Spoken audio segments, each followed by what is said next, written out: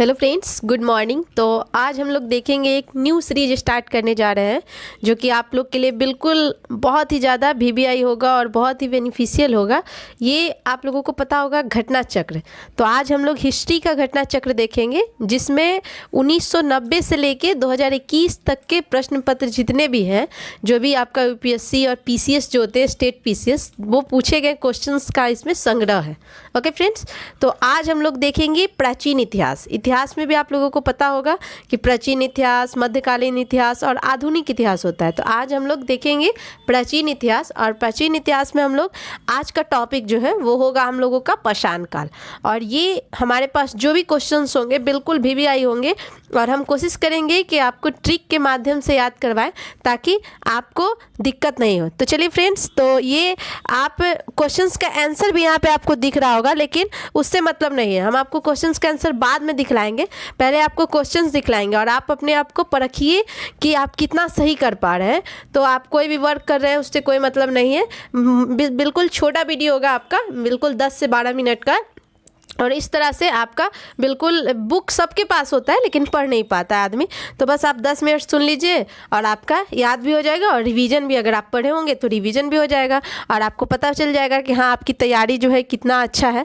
तो ये दिख रहा होगा आपको, जैसा कि ये आपका है UP lower sub inspector pre 2015 का है। ठीक है, तो ये प्री का आपका क्वेश्चन है। तो इस तरह से यूपीएससी या जितने भी पीसीएस होते हैं स्टेट लेवल्स के, वही आपका इसमें पूछा गया। तो चलिए फ्रेंड्स, तो स्टार्ट करते हैं। फर्स्ट क्वेश्चन है, रॉबर्ट ब्रूस फुट थे एक क्या? तो ये क्या थे? तो ये देखिए, अब चलिए, तो ये जो थे आपके भूगर्भ वैज्ञानिक थे और पुरातत्वविद थे। ओके, तो यहाँ देखिए रॉबर्ट ब्रूस फुट, तो यहाँ पे फुट हो गया, यानी फुट करने का मतलब क्या हो गया? तो ये भूगर्भ वैज्ञानिक यानी पृथ्वी के गर्भ में घुस के उसके बारे में जानकारी प्राप्त करते थे, तो यहाँ से फुट से याद रखेंगे। और नेक्स्ट है पुरातत्वविद, यानी जो थे ये सब चीज़ के भी बारे में जानकारी रखते थे। तो यानी ए और बी दोनों आपका राइट आंसर हो जाएगा। ओके फ्रेंड्स, तो देखिए यहाँ पे आंसर भी है आपका ए एंड बी। चलिए नेक्स्ट देखते हैं क्वेश्चन, कुछ डिटेल भी है। तो ये आपका कब स्टार्ट किए थे? तो यहाँ पे आप इसको भी पढ़ लीजिए। ये 1863 में जो है इन्होंने इस चीज़ की शुरुआत की थी। चलिए नेक्स्ट क्वेश्चन देखते हैं, क्वेश्चन नंबर 2। क्वेश्चन आप लोगों को दिख रहा होगा। क्वेश्चन है आपका, कोपेनहेगन संग्रहालय की सामग्री से पाषाण, कांस्य और लौह युग का त्रियुगीन विभाजन किया था। फिर से देखिए, कोपेनहेगन संग्रहालय की सामग्री से पाषाण, कांस्य और लौह युग का त्रियुगीन विभाजन किया था। तो ये किसने किया था? तो यहाँ पे आपका ऑप्शंस है थॉमसन, टेलर, लुबॉक या चाइल्ड। ओके फ्रेंड्स, तो यहाँ पे आपका राइट आंसर क्या हो जाएगा? तो ये थॉमसन के द्वारा किया गया था। इसको याद रखिए। देखिए, पाषाण काल का बात हो रहा है, ये तो चैप्टर का ही नाम है। कांस्य, लौह जो है और ये पाषाण, तीन चीज़ है आपका सामग्री जो है। पाषाण, कांस्य और लौह युग का त्रियुगीन विभाजन किसने किया था? तो ये कौन किया था? तो ये थॉमसन ने। जैसा कि आप लोगों को पता होगा कि जे थॉमसन ने इलेक्ट्रॉन की खोज की थी, तो वहाँ से याद होगा कि इलेक्ट्रॉन, प्रोटॉन, न्यूट्रॉन तीन चीज़ होता है। तो उसी तरह यहाँ से याद रखिएगा कि पाषाण, कांस्य और लौह त्रियुगीन विभाजन किसने किया था? तो थॉमसन के द्वारा किया गया था। ओके फ्रेंड्स, चलिए, और ये देखिए, ये भी आपका यूपी पीसीएस प्री 2010 का क्वेश्चन है। चलिए, और ये संग्रहालय आपका 1818-1820 के एक रिपोर्ट पे आपका शुरू हुआ था। चलिए नेक्स्ट देखते हैं क्वेश्चन। चलिए, क्वेश्चन है आपका, उत्खनित प्रमाणों के अनुसार पशुपालन का प्रारंभ हुआ था। तो ये पशुपालन का प्रारंभ जो है आपका कब हुआ था? तो यहाँ पे राइट आंसर हो जाएगा मध्य पाषाण काल में। ये कब हुआ था? तो ये हुआ था मध्य पाषाण काल में। ठीक है, तो यहाँ पे है आपका पशुपालन प्रारंभ उत्खनित प्रमाणों के अनुसार, मतलब जब उत्खनन हुआ था तो ये पशुपालन किस युग में प्रारंभ हुआ था? तो ये मध्य पाषाण काल में। कैसे याद रखेंगे? तो पहले आदमी खेती वगैरह करेगा, तब जाके जानवर के बारे में सोचेगा, क्योंकि जानवर के लिए हमको खाने के लिए चारा वगैरह भी चाहिए, तो वो मध्य में जाके सोचेंगे, वहाँ से याद रखिएगा। ओके फ्रेंड्स, और ये भी देखिए यूपी पीसीएस मेंस 2006 का पेपर है। चलिए नेक्स्ट देखते हैं। क्वेश्चन है आपका कि मध्य पाषाणिक प्रसंग में पशुपालन के प्रमाण जहाँ मिले वह स्थान है। तो ये कहाँ पे मिला था? तो यहाँ पे आपका राइट आंसर हो जाएगा आदमगढ़। ये आपका जो मध्य पाषाणिक काल था, तो पशुपालन का प्रमाण जो है वो कहाँ पे मिला था? तो ये आदमगढ़ में मिला था। ठीक है, चलिए वहाँ से याद रख सकते हैं आप कि देखिए आदमी ही खोजा होगा तो वहाँ से आदमगढ़। और ये देखिए यूपीपीसीएस प्री 2018 का है। चलिए नेक्स्ट देखते हैं क्वेश्चन, आपका निम्नलिखित में से किस स्थल से हड्डी के उपकरण प्राप्त हुए थे? तो हड्डी का उपकरण जो है वो आपका किस स्थल से प्राप्त हुआ था?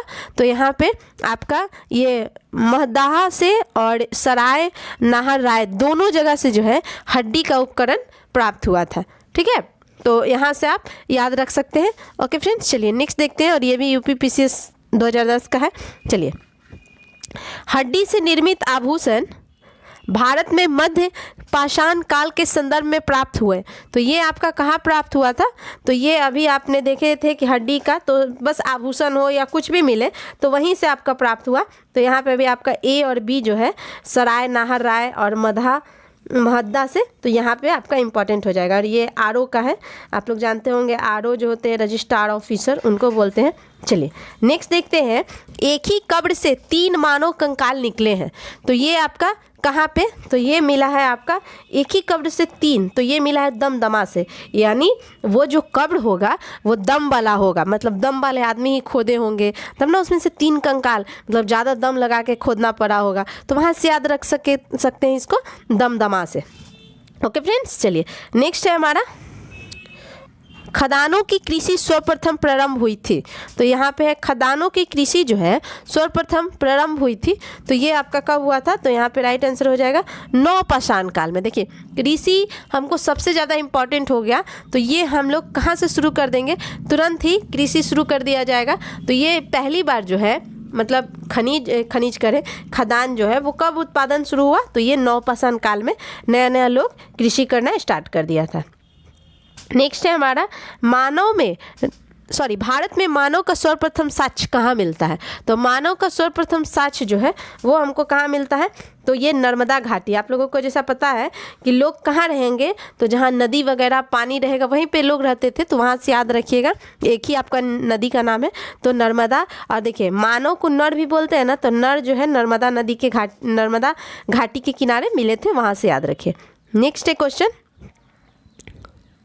प्रथम मानव जीवाश्म भारत की किस नदी घाटी से प्राप्त हुआ था? ओके, तो यहाँ पे आपका जीवाश्म है, तो अभी देख लिए। तो पहली बार मानव आपका कहाँ? नर्मदा घाटी, वहाँ से याद रखिए। मानव द्वारा सर्वप्रथम प्रयुक्त अनाज था, तो सबसे पहली बार जो मानव थे वो कौन सा अनाज जो था यूज किए थे? तो यहाँ पे जौ। ठीक है, तो जौ जो है पहली बार ये यूज किया गया था, तो वहाँ से याद रखिएगा। तो जौ जो है आपका सर्वप्रथम था, तो जौ ज़्यादा उगता होगा, वैसे याद रखिएगा कि जौ जो है ज़्यादा उपज होती होगी, इसलिए मानव जो है पहली बार उसी को यूज किए होंगे। नेक्स्ट है हमारा, भारतीय उपमहाद्वीप में कृषि के प्राचीनतम साक्ष्य प्राप्त हुए हैं। तो ये आपका कहाँ हुआ है? तो यहाँ पे आपका राइट आंसर क्या हो जाएगा? तो ये हो जाएगा ऑप्शन बी, लहुड़ा देव से ये आपका प्राप्त हुआ है भारतीय उपमहाद्वीप में कृषि के प्राचीनतम साक्ष्य।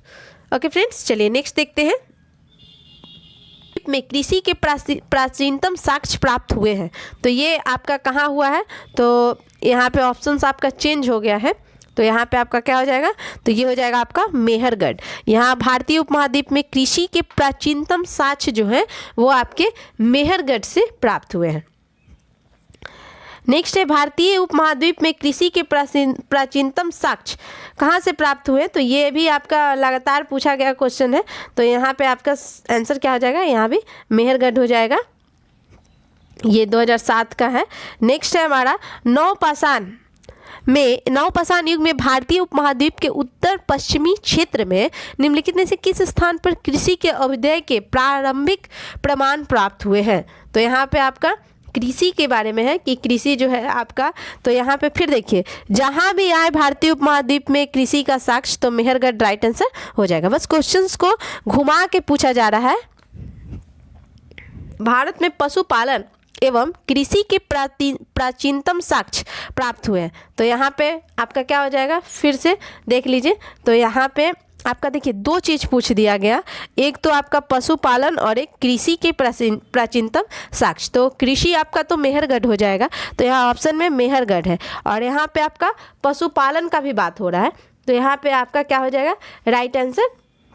तो यहाँ पे कृषि जहाँ पे होगा वहीं तो पशुपालन होगा, तो यहाँ पे भी राइट आंसर हो जाएगा ऑप्शन डी। तो देख रहे हैं रिपीटेड क्वेश्चन हो गया, और ये चूँकि 2018 में पूछा गया तो बहुत ही प्रीवियस ईयर पूछता है, तो इसके लिए आपका ठीक होना जरूरी है।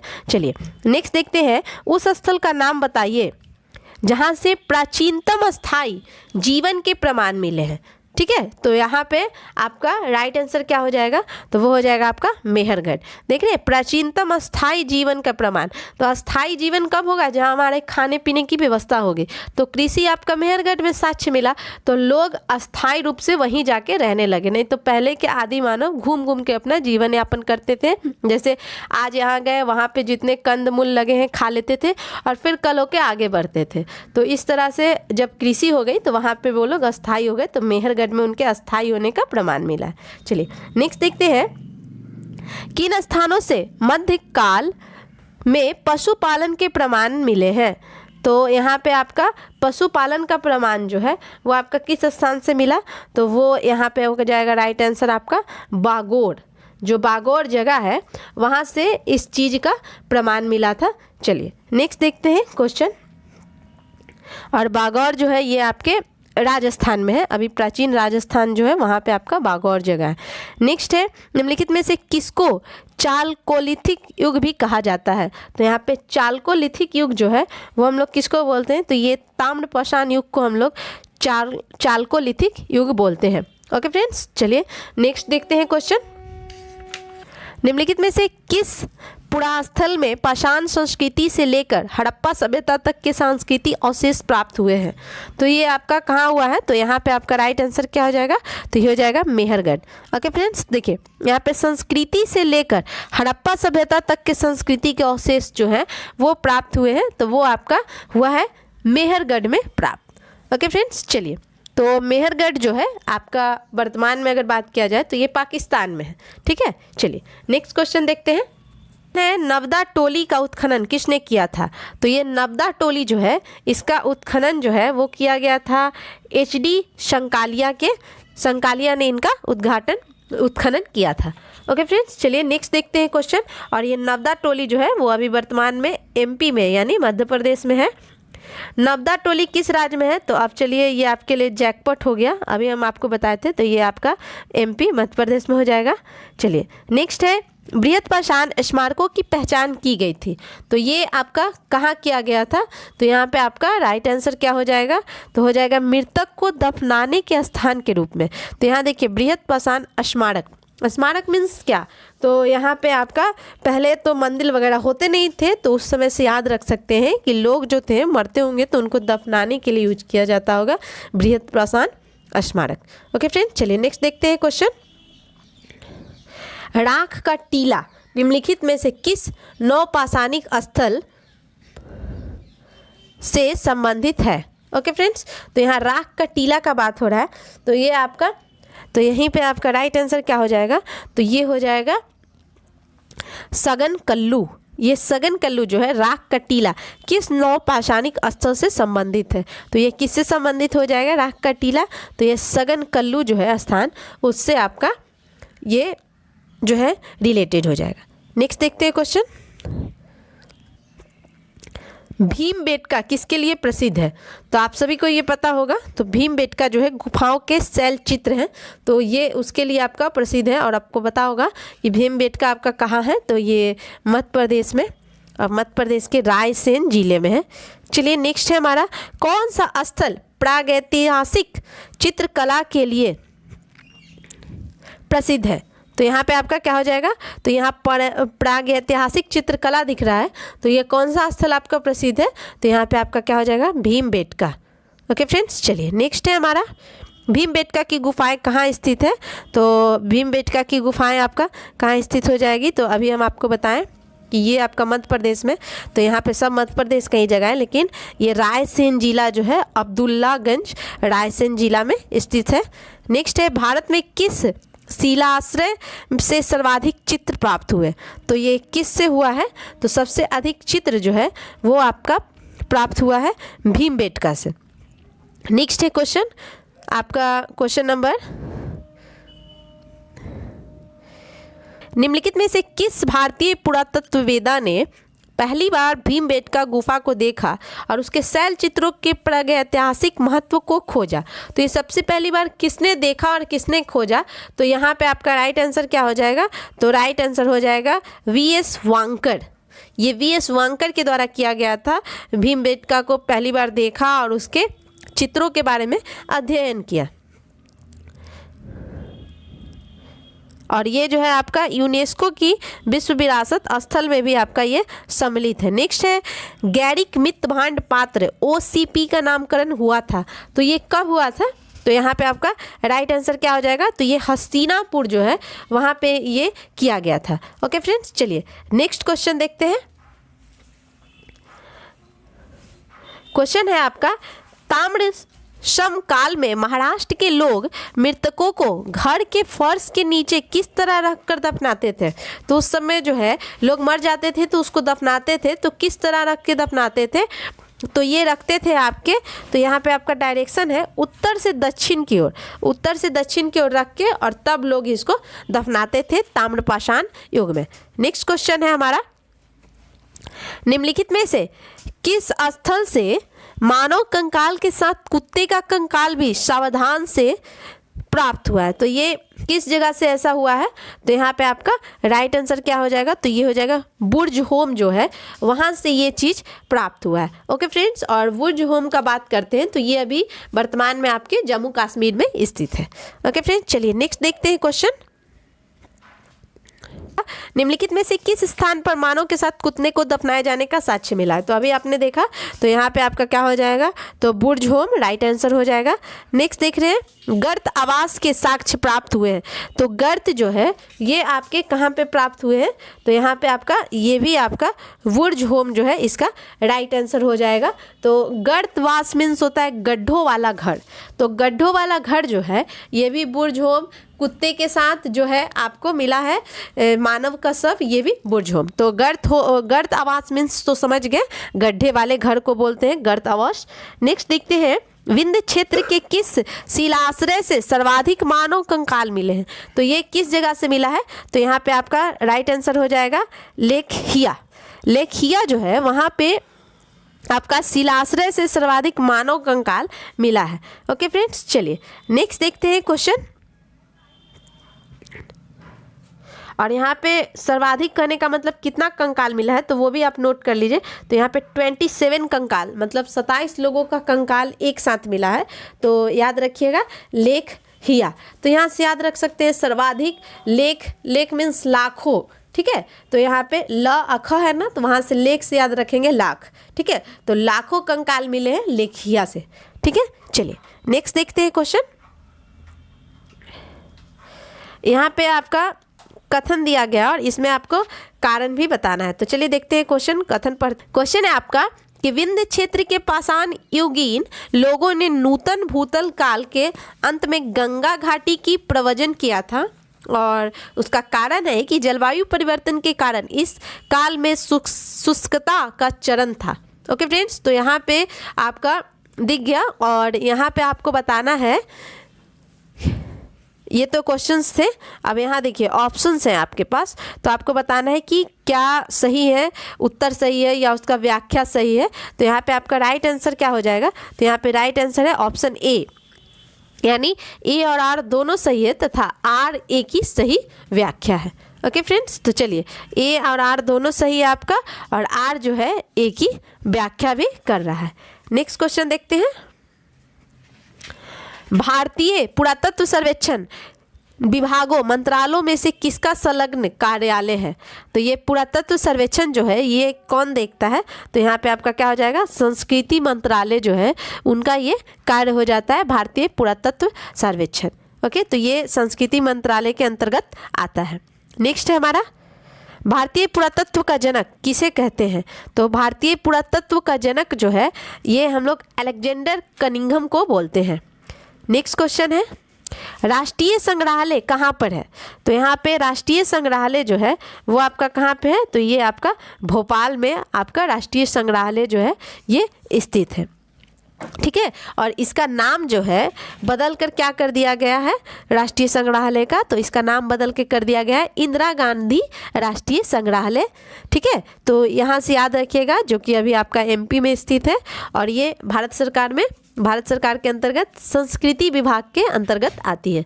ओके फ्रेंड्स, तो ये आपके पास जो भी वीवीआई क्वेश्चन थे पाषाण काल के वो आपके ख़त्म हो गए। इस तरह से हम आपके पास प्रत्येक टॉपिक लेके आएंगे, छोटा छोटा होगा और आप आराम से इसका आंसर कर सकते हैं। ओके, और कल हम लोग देखेंगे सिंधु सभ्यता एवं संस्कृति, तो आप लोग उसको एक बार रिवाइज करके आइएगा और ताकि आंसर अब लगाना पड़े तो आप आसानी से लगा सकते हैं। ओके फ्रेंड्स, और हम कोशिश करेंगे कि कल से आपको और ज़्यादा ट्रिक दिया जाए ताकि आप लोग बिल्कुल आसानी से याद कर सके, फिर रिवीजन करने का आपको ज़रूरत नहीं पड़े। ओके फ्रेंड्स, तो मिलते हैं नेक्स्ट डे नेक्स्ट वीडियो में, तब तक के लिए थैंक यू।